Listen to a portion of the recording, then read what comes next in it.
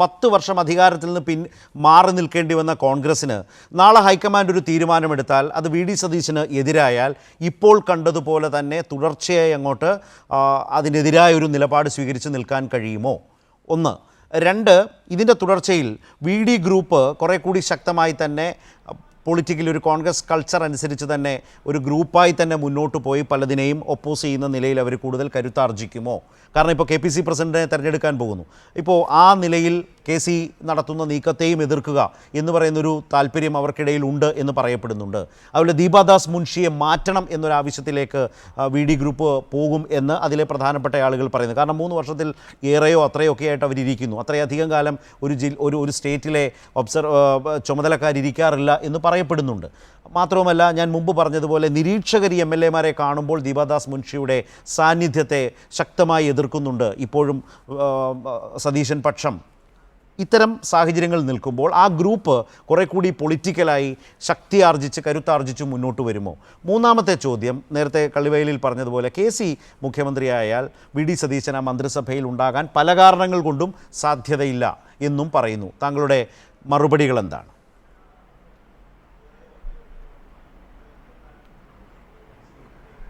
ശരത്ത്, ഈ കേരളത്തിലെ വിജയത്തിലെ UDF-നുണ്ടായ അതിഗംഭീരമായ ഈ വിജയം വളരെ വളരെ ഡീപ്പ് റൂട്ടഡ് ആയിട്ടുള്ള ഒരു ഐഡൻറ്റിറ്റി ക്രൈസിസ് സമ്മാനിച്ചിട്ടുണ്ട്. അത് കാണാതെ പോകാൻ പാടില്ലാത്തതാണ്.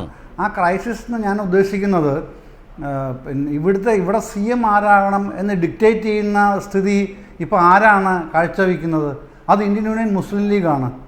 ആപൽക്കരമായ ഒരു ക്രൈസിസ്, ഐഡൻറ്റിറ്റി ക്രൈസിസ് ഞാൻ ഉദ്ദേശിച്ചത് അത് തന്നെയാണ്.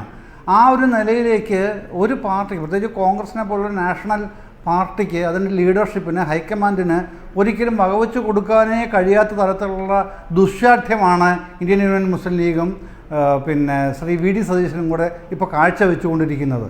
അത് ഒരു നിലയ്ക്കും അംഗീകരിച്ചു കൊടുക്കാൻ കഴിയില്ല. ഒരു പ്രശ്നമുണ്ട്. അപ്പോൾ അത് എങ്ങനെ കൈകാര്യം ചെയ്യണം എന്നുള്ളതിനെ സംബന്ധിച്ച് അവർക്കറിയാത്തതൊന്നുമില്ല, അറിയാം. പിന്നെ ഈ കേസിൽ KC വേണുഗോപാലെ മുഖ്യമന്ത്രിയാക്കാനായിട്ട് സോണിയാഗാന്ധിയുടെ കൺകറൻസ് എടുത്തിട്ടില്ല, പ്രിയങ്ക ഗാന്ധിയുടെയും കൺകറൻസ് എടുത്തിട്ടില്ല. അതിനാധാരമാക്കിയിട്ടുള്ളത് MLA-മാരുടെ തലയെണ്ണൽ മാത്രമാണ്. അതാണ് അടിസ്ഥാന പ്രമാണമായിട്ട് എടുത്തത്. പിന്നെ കമ്മ്യൂണിക്കേറ്റ് ചെയ്തിട്ടുണ്ട്. സോണിയാഗാന്ധിയോട് കമ്മ്യൂണിക്കേറ്റ് ചെയ്തിട്ട് പോലും ഇല്ല എന്നാണ് ഞാൻ മനസ്സിലാക്കിയത്. കാര്യം അവർ അല്പം ബോഡി വീക്കായതിൻ്റെ പ്രശ്നമൊക്കെ അവർക്കുണ്ടെന്ന് കേൾക്കുന്നുണ്ട്. ഏതായാലും പ്രിയങ്ക ഗാന്ധിയോട് കമ്മ്യൂണിക്കേറ്റ് ചെയ്തിട്ടുണ്ട്, സോണിയാഗാന്ധിയോട് പറഞ്ഞിട്ടില്ലെങ്കിലും. അപ്പോൾ അക്കാര്യത്തിലൊക്കെ വ്യക്തത അവർക്കുണ്ട്. പക്ഷേ വ്യക്തത ഇല്ലാതെ നിൽക്കുന്ന പ്രശ്നം ഞാൻ ഈ പറഞ്ഞ സ്വത്വ പ്രതിസന്ധിയുണ്ട്, ഐഡൻറ്റിറ്റി ക്രൈസിസിൻ്റെ പ്രശ്നമുണ്ട്. അത് ഇന്നടക്കം കേരളത്തിലെ പ്രിൻ്റ് മീഡിയയും വിഷ്വൽ മീഡിയയും സോഷ്യൽ മീഡിയയും ഒരുപോലെ ഉപയോഗിച്ചുകൊണ്ട് ലീഗിൻ്റെ ഹാൻഡിലുകളിൽ നിന്നാണ്, അല്ലെങ്കിൽ ലീഡർഷിപ്പിലെ ഒരു വിഭാഗത്തിൽ നിന്നാണ് സതീശന് വേണ്ടി വളരെ വ്യാപകമായി നാഷണൽ ലെവലിൽ പോലും ഇത് ഡെവലപ്പ് ചെയ്ത് കൊണ്ടുവരാൻ ശ്രമിക്കുന്നത്. അത് വിജയിക്കില്ല എന്നുള്ളത് ചെയ്യുന്നവർക്ക് തന്നെ അറിയാമെങ്കിലും പരമാവധി ഇവിടുത്തെ കുളം കലക്കാനാണ് ശ്രമിച്ചുകൊണ്ടേയിരിക്കുന്നത്. അതിൽ നിന്ന് വഴങ്ങിക്കൊടുക്കാൻ പ്രിയങ്ക ഗാന്ധിക്ക് കഴിയുകയില്ല. അത് സാധാരണഗതിയിൽ നമ്മൾ ആലോചിച്ചാൽ മതിയല്ലോ. നാഷണൽ ലീഡർഷിപ്പിൽ നിൽക്കുന്ന, പ്രത്യേകിച്ചും ഗാന്ധി കുടുംബത്തിൻ്റെ അവിഭാജ്യ ഭാഗമായിട്ടുള്ള പ്രിയങ്ക ഗാന്ധി, അതങ്ങനെ ചെയ്യാൻ കഴിയില്ല. പിന്നെ വി.ഡി. സതീശൻ്റെ കാര്യം എന്താണെന്ന് ചോദിച്ചാൽ, ഞാനിത് താങ്കൾ എന്നോട് ചോദിച്ച ഇതേ ചോദ്യം ഞാൻ ഇന്നലെ വേറൊരു കോൺഗ്രസ് നേതാവിനോട് ചോദിച്ചിരുന്നു. അപ്പം അദ്ദേഹം എന്നോട്, പ്രമുഖനായ നേതാവാണ്, അദ്ദേഹം എന്നോട് പറഞ്ഞ മറുപടി, വി.ഡി. സതീശൻ ക്യാബിനറ്റ് റാങ്ക് സ്വീകരിക്കുന്നില്ലെന്നുണ്ടെങ്കിൽ അദ്ദേഹത്തിന് പോയി എന്നുള്ളതല്ലാതെ കോൺഗ്രസ്സൊന്നും പോകാനില്ല അവിടെ എന്ന് വളരെ ലാഘവത്തോടു കൂടിയാണ് മറുപടി പറയുന്നത്. അപ്പോൾ ഞാനിത് ചോദിക്കുകയും ചെയ്തു, നിങ്ങളിങ്ങനെ ലാഘവത്തോടു കൂടി പറയുന്നത് ശരിയാണോ? അപ്പോൾ എന്നോട് ചോദിച്ച്, എൻ്റെ സാറേ, അല്ലാതെ എന്താണ് ഇക്കാര്യത്തിൽ ചെയ്യുന്നത് ഒന്ന് പറഞ്ഞേ, ഒരു അഭിപ്രായം, എൻ്റെ അഭിപ്രായം ചോദിച്ചിട്ട് പറയാം, ഒന്ന് പറഞ്ഞേ എന്താണ് ചെയ്യുന്നത് ഒരു രാഷ്ട്രീയ പാർട്ടി എന്നുള്ളത്. ഇപ്പം KC വേണുഗോപാൽ MP-മാർ മത്സരിക്കേണ്ടതില്ല എന്നുള്ളതുകൊണ്ട് KC വേണുഗോപാൽ മത്സരിക്കാൻ വന്നില്ല. ശരി, അത് ശരിയാണല്ലോ. പക്ഷെ അതിന് ശേഷം ജയിച്ച MLA-മാരാണ് നിശ്ചയിച്ചത് ഞങ്ങളുടെ നിയമസഭാ കക്ഷി നേതാവായിട്ട് വരേണ്ടത് MLA ആയിട്ട് മത്സരിച്ചിട്ടില്ലാത്ത, എന്നാൽ നിലവിൽ MP ആയിട്ടുള്ള സംഘടനാകാര്യ ജനറൽ സെക്രട്ടറിയുമായിട്ടുള്ള KC വേണുഗോപാലാണ്. അങ്ങനെ തീരുമാനിക്കാൻ ഒരു കാരണം കൂടിയുണ്ട്. ആ കാരണം അദ്ദേഹം എന്നോട് പറഞ്ഞു തന്നത് വാലിഡാണ്, ആ റീസൺ.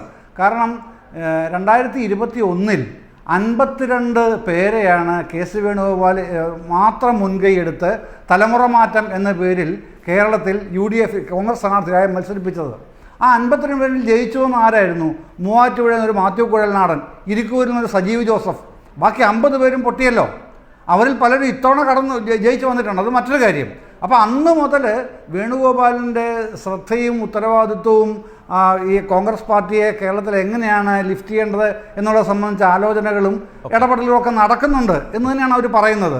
അപ്പോൾ ഈ നിയമസഭാ കക്ഷിയിലേക്ക് MLA-മാരായി വന്ന ആൾക്കാർ ചേർന്ന് നിയമസഭാ കക്ഷി നേതാവിനെ തിരഞ്ഞെടുക്കുന്ന രീതിയിൽ അവർ പറഞ്ഞത്, MLA-മാർ മാത്രമല്ല കേട്ടോ, MP-മാർ യുനാനിമസ് ആയിട്ട് അവർ തന്നെ പറഞ്ഞു ഞങ്ങളുടെ കേരളത്തിലെ മുഖ്യമന്ത്രിയായിട്ട് പറയേണ്ടത് KC വേണുഗോപാലാണ്. എന്തുകൊണ്ട്?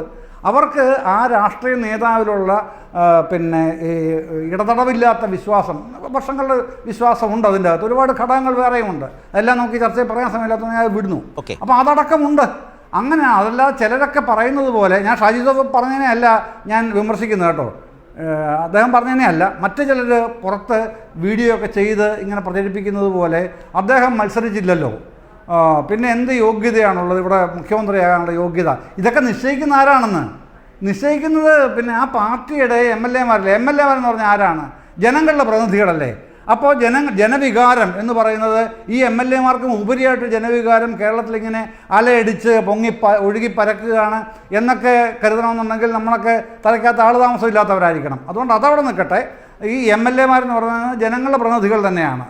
ലക്ഷക്കണക്കിന് ജനങ്ങളുടെ പ്രതിനിധികളായിട്ട് ചില അനുഭവങ്ങൾ ചർച്ചയിൽ പറയാതെ പോകാനാകുമോ? ഇപ്പോൾ നാദാപുരത്ത് ജയിച്ച അഭിജിത്തിന് ഇപ്പോൾ സോഷ്യൽ മീഡിയയിലൂടെ ആ വീഡിയോ താങ്കൾ കണ്ടു കാണും.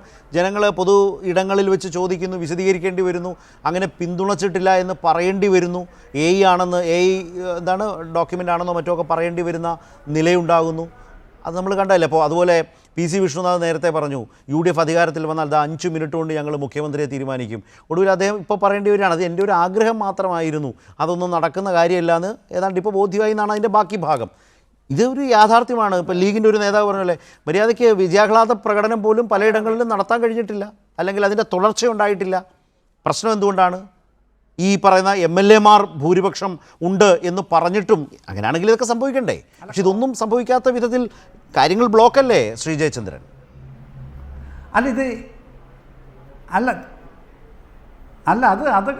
അങ്ങനെ അവർ ഈ ഇത്തരം സംഭവങ്ങൾ ഒരു ഇതിൻ്റെ തുടർച്ചയായിട്ട് പറയുന്നതുകൊണ്ട് കുഴപ്പമില്ല. പക്ഷെ അത് എസ്റ്റാബ്ലിഷ് ചെയ്യാൻ വരുമ്പോഴാണ് ചില തർക്കങ്ങൾ അങ്ങോട്ട് ഉന്നയിക്കേണ്ടി വരുന്നത്. ഈ കുഞ്ഞാലിക്കുട്ടി MLA ആയിരിക്കുമ്പോൾ, വേങ്ങര MLA ആയിരിക്കുമ്പോൾ എങ്ങനെയാണ് MP ആയിട്ട് മത്സരിച്ചത്?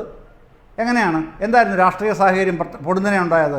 അത് കഴിഞ്ഞ് പിന്നീട് അദ്ദേഹം MP ആയിട്ടിരിക്കുമ്പം തന്നെ തിരിച്ച് MLA ആയിട്ട് മത്സരിച്ചത് എങ്ങനെയായിരുന്നു? അപ്പോൾ കേരള രാഷ്ട്രീയം ഇതൊക്കെ കണ്ടിട്ടുണ്ടെന്നേ. ആ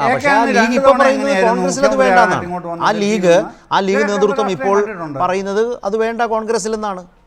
അതെ അതാ ഞാൻ പറഞ്ഞേ. ഓക്കെ, ഞാനതാ പറഞ്ഞത്. അങ്ങനെ ഡീപ്പ് റൂട്ടഡ് ആയിട്ടുള്ള ഐഡന്റിറ്റി ക്രൈസിസ് ഉണ്ടാക്കാൻ ശ്രമിക്കുന്ന പാർട്ടിയുടെ പേരാണ് ഇന്ത്യൻ യൂണിയൻ മുസ്ലിം ലീഗ്. അത് അവരൊറ്റയ്ക്കാണ്.